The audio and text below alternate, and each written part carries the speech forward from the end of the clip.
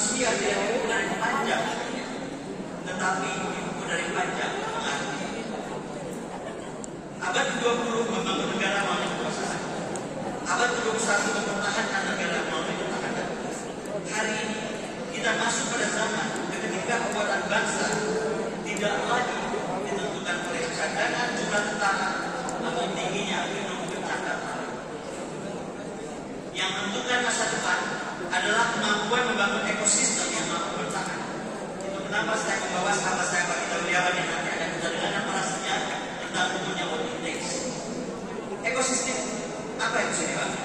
Ekosistem pangan, ekosistem pengetahuan, ekosistem teknologi, ekosistem karakter, ekosistem peradaban. Dan ketika saya kembali meneliti asa itu, saya tidak melihat sebuah kompleks pendidikan. Saya melihat seorang yang sedang mencoba membangun sebuah ekosistem. Saya jangan yang saya cintai.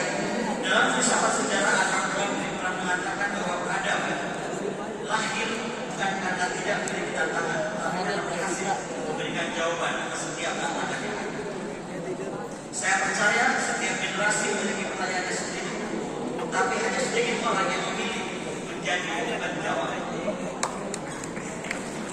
Mungkin itulah makna dalam dari kehidupan, tidak hidup untuk menjadi penonton sejarah, tetapi hidup untuk ikut menulis sejarah. Saya melihat sawah yang saya punya, saya melihat peternakan dan pertanian yang saya miliki, saya melihat pendidikan masa itu, saya melihat teknologi yang dibangun masa itu, saya melihat jalangan kapal masa itu.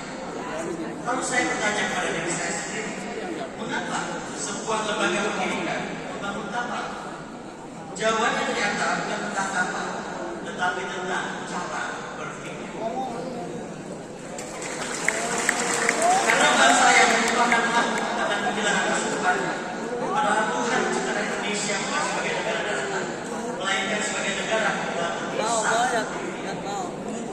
Maka membangun kapal sesungguhnya bukan bangun besi, melainkan membangun kembali kesadaran bahwa kita adalah bangsa. Disitulah saya memahami dengan sangat bahwa galangan kapal Al-Zaitun bukan sekedar tempat pembuatan kapal, tetapi ruang memproduksi keberanian, sesuatu yang sangat mahal di Indonesia. Keberanian membuktikan bahwa bangsa ini masih mampu mencipta, masih mampu membuat, dan masih mampu berdiri di atas kemampuannya sendiri seperti di lain. Saya sangat mengerti dalam kajian geopolitik mutakhir dunia mengenal istilah strategi ekonomi. Saya menerjemahkan istilah sederhana: kemerdekaan berpikir, kemerdekaan memproduksi, kemerdekaan menggunakan masa depannya sendiri, dan bukan untuk diri pada dunia, tapi menyerahkan masa depan kepada dunia. Mungkinlah ini makna keberdikarian yang diajarkan oleh Al-Zaitun yang sesungguhnya. Saya juga ingin mengatakan bahwa semua bangunan suatu hari akan berubah, semua pohon suatu hari akan berubah, semua manusia suatu hari akan dipanggil pulang, yang tidak pernah mati hanyalah gagasan. Karena itu warisan terbesar seorang pemimpin bukan bukan luas tanah, melainkan manusia yang dapat berpikir lebih besar daripada dirinya sendiri. Sebab seorang Buddha sejati tidak menciptakan begitu, dia melahirkan Buddha. Di usia 80 tahun ini saya tidak akan mendoakan manusia yang berpanjang. Mungkin saya berbeda dengan yang lain. Saya justru berdoa gagasan yang paling akan hidup ratusan dan ribuan tahun. Karena umur manusia ditentukan oleh Tuhan, tapi umur sebuah gagasan ditentukan oleh generasi yang bersedia menjaga dan terus dijalankan. Izinkan saya menutup surat cinta saya kepada Syekh ini dengan sebuah keyakinan. Peradaban tidak pernah runtuh karena kurang sumber daya, tidak juga karena kehilangan karakter, tidak juga hilang karena miskin, tapi ia hilang ketika kita berhenti menjadi manusia.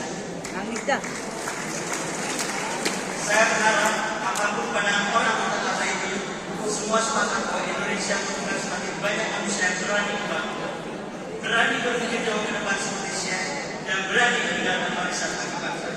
Sekali lagi selamat memasuki usia 80 tahun Syekh.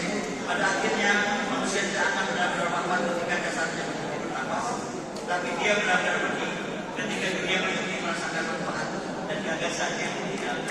Terima kasih untuk saya bersama yang